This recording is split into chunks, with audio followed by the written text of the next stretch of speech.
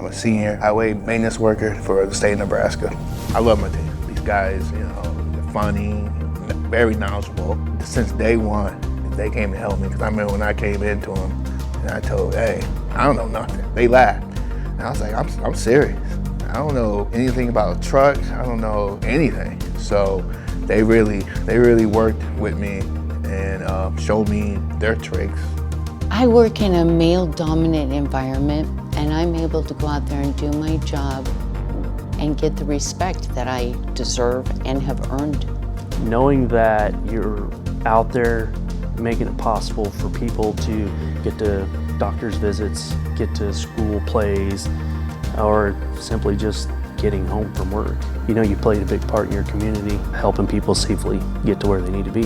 NDOT makes sure that your health and your well-being, your family come first, then work. If you have an issue, like a sick child, or even you just want to take the afternoon to go to a ball game, there's usually no problem with that happening. And you'd be surprised, you might really enjoy what you do every single day by just giving it a chance. There's no boundaries, I can go anywhere.